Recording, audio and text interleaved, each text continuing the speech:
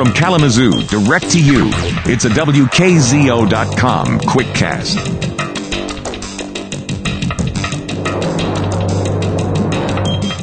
Well, Jim, tomorrow is the last day of being a Chrysler dealer.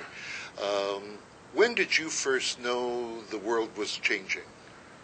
We found out, it was a sudden, in the middle of the night deal. We knew something was up, but 23 days ago, we found out that we had made their infamous affected dealer list.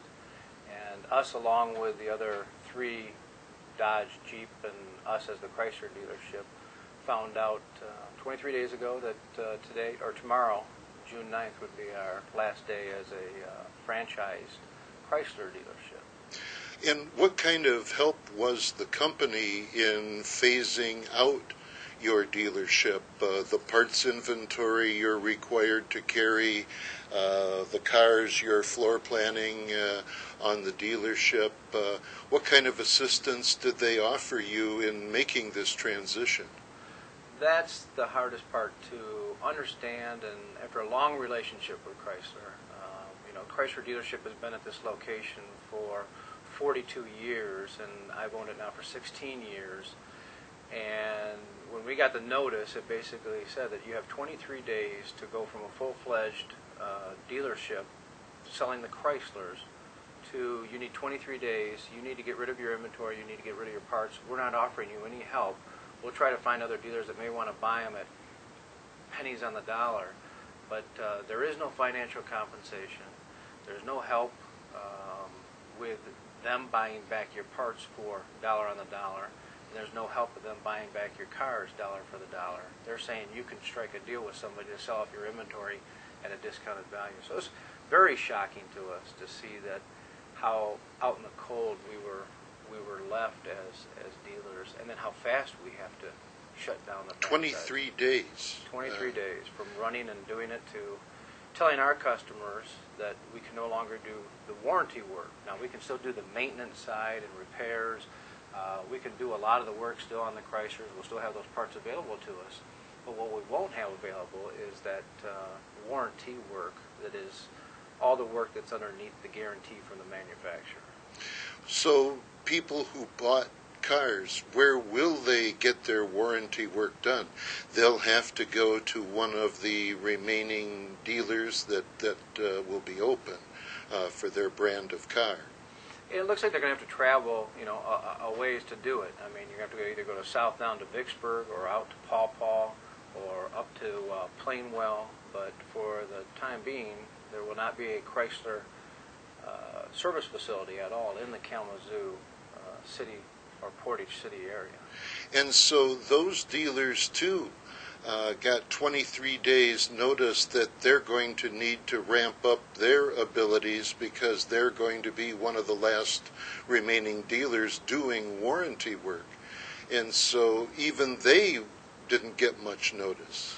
No, and they're running behind, too, because now, they know they have, added issues to take on and added workload that's going to be in there, and trying to handle it.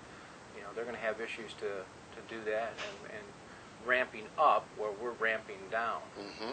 And no one knows quite how far you ramp up. We know exactly how far we have to ramp down. So. Right. That's right.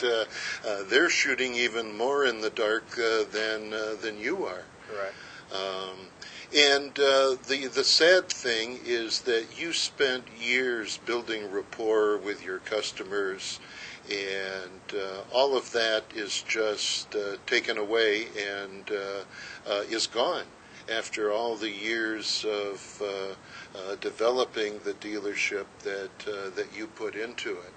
Now, you're fortunate in that you are not strictly a Chrysler dealer, and you've got some automobiles to continue to sell that are some of the best cars on the market. Subaru, the new clean diesel from Volkswagen, there's an interesting car.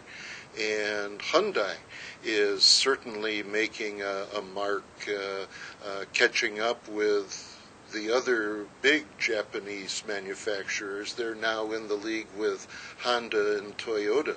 Correct. And so your dealership is not at risk.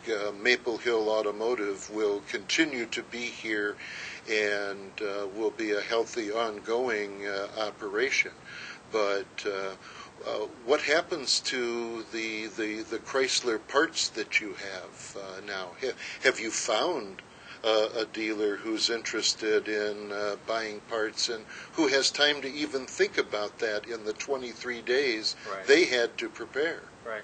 And have we found anybody? No. I mean, we deal with, and and that's something that the public doesn't understand, is how much parts it takes to operate. We run about $150,000 in parts inventory, and that inventory is now sitting here, and we have to try to find a buyer that will pay us pennies on the dollar to try to buy that parts inventory off, and even if anybody wants to buy it or not.